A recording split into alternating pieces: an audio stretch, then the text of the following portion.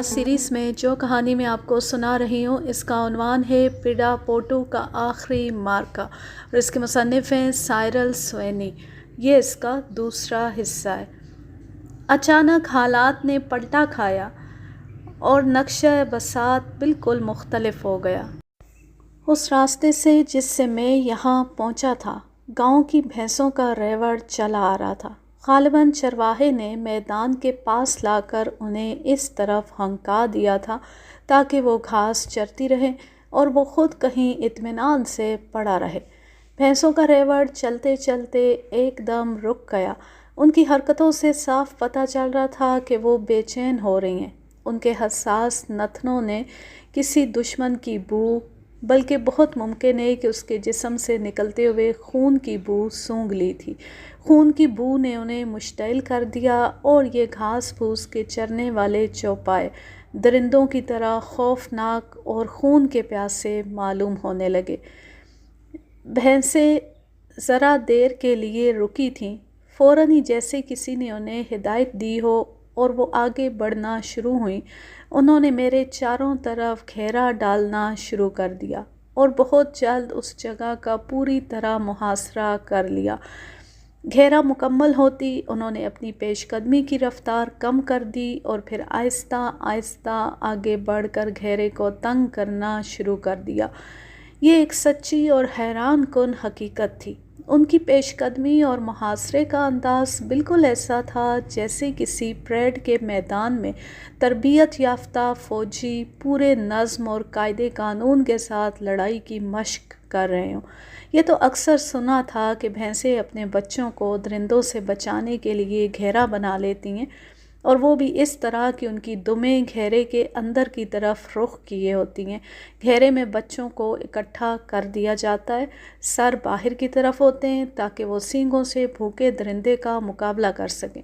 لیکن یہ کبھی نہیں سنا تھا کہ بھینسیں اپنے سینگ گھیرے کے اندر کی طرف کر کے کسی دشمن کو ختم کرنے کے ارادے سے منظم حملہ بھی کر سکتی ہیں۔ اس وقت میری حیثیت بس ایک انوکھے منظر کو دیکھنے والے تماشائی کی طرح تھی۔ حالانکہ یہ بات صاف تھی کہ ان کا مطلوبہ دشمن میں نہیں تھا، لیکن یہ کچھ کم تشویش کی بات بھی نہ تھی کہ میں بھی اس وقت ان کے اور اپنے مشترکہ دشمن چیتے کے ساتھ گھیرے میں آ چکا تھا۔ میں اس وقت پوری طرح نوکیلے سینگوں والے خونی درندوں کے درمیان گھرا ہوا تھا۔ چیتے کی بھی یہی کیفیت تھی، بلکہ وہ تو اپنے زخم کی تکلیف میں بھی مبتلا تھا۔ اندیشہ یہ تھا کہ شاید یہی کیفیت اسے انتقام کے لیے اکسا رہی ہو اور اس موقع سے فائدہ اٹھا کر وہ کہیں اچانک میرے اوپر نہ آ پڑے۔ ایک لمحے سے بھی کم وقت کے لیے گھاس کی ہلتی ہوئی پتی نے میری توجہ اپنی طرف مبذول کی۔ میں نے فوراً ہی رائفل کو مضبوطی سے اپنے کندھے پر جما لیا اور نال کا رخ اس کی طرف کر دیا۔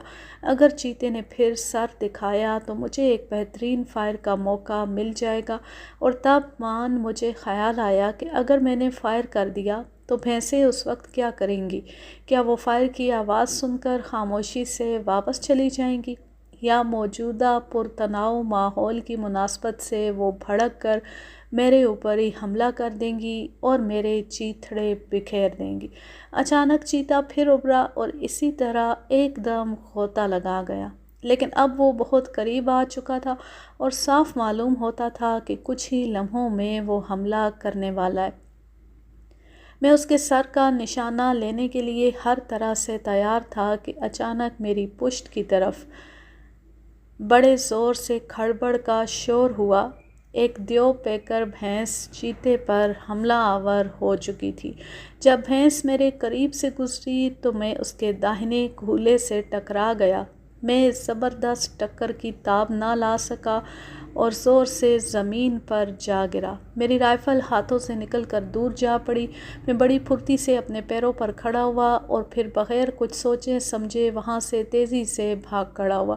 میں خوف کے مارے لرز رہا تھا۔ پتہ نہیں میں کس طرح گھیرے سے باہر آ گیا۔ جس بھینس نے حملہ کیا تھا اس کے ہٹ جانے سے گھیرے کی ایک کڑی کم ہو گئی تھی اور شاید میں اسی میں سے بھاگ کر نکل آیا تھا۔ جب مجھے اتنا ہوش آیا کہ میں فوری خطرے سے باہر آ چکا ہوں تو میں رک گیا اور پیچھے کی طرف مڑ کر دیکھنے لگا۔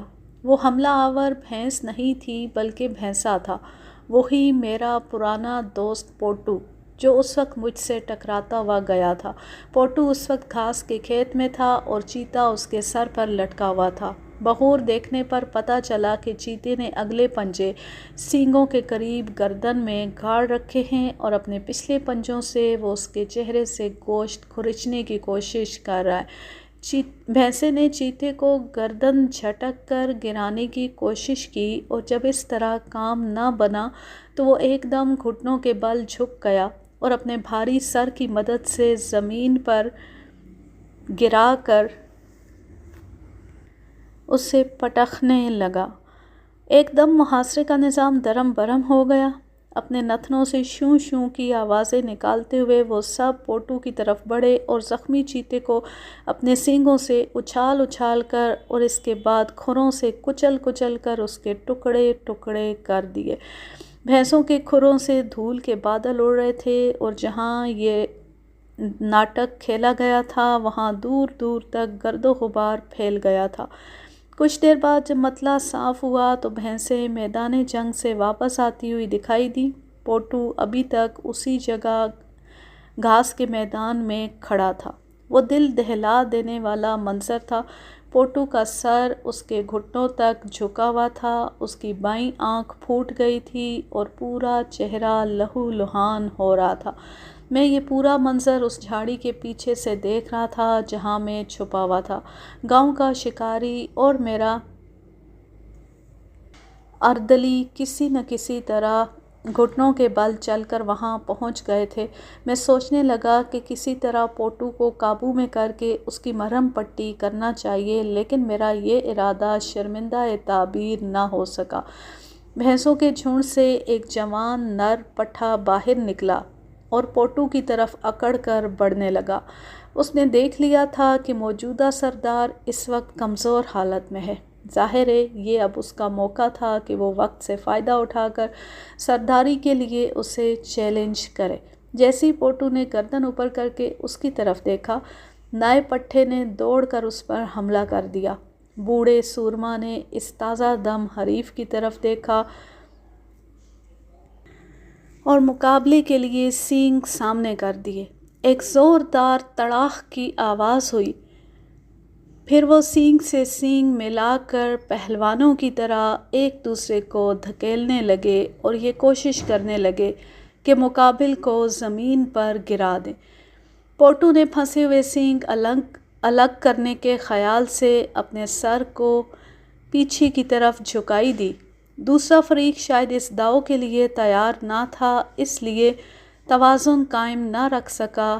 اس کا سر زمین سے مل گیا اور ٹھیک اسی وقت ایک زوردار ٹکر کے ساتھ چشم زدن میں نوکیلے سینگ اس کی پیٹ کی نرم کھال میں جھونک دیے گئے۔ وہ ایک طرف گر گیا اور پھر کبھی نہ اٹھ سکا۔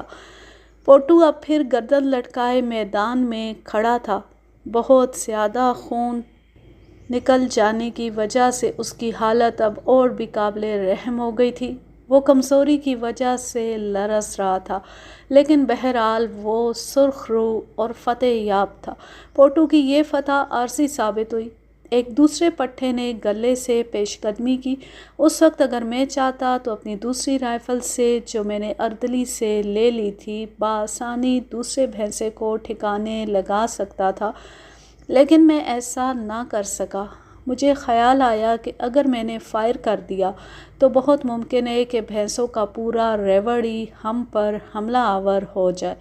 دوسرے بھینسے نے پوٹو کو ایک دم جا لیا اور بآسانی اسے زمین پر دھکیل دیا اور پھر فوراً ہی ٹھیک پہلے کی طرح پوٹو کے نرم پیٹ میں اپنے سینگ اتار دیے۔ اس کے بعد ریوڑ کے دوسرے نر بھینسے بھی لپک پڑے اور پوٹو کو بے دردی سے سینگ مارنا شروع کر دیے۔ ان کا یہ گھناؤنا کھیل جلد ہی ختم ہو گیا اور پورا قاتل ریوڑ وہاں سے ہٹنے لگا۔ ان کی دمیں ہوا میں لہرا رہی تھیں اور ایسا معلوم ہوتا تھا کہ جیسے وہ کوئی جشن منا کر لوٹ رہے ہوں۔ میں پوٹو کی طرف بھاگا۔ وہ دل دہلا دینے والا، نہایت تکلیف دہ اور رقت آمیز منظر تھا۔ پوٹو پر اس وقت عالم نزع طاری تھا اور وہ سخت تکلیف میں مبتلا تھا۔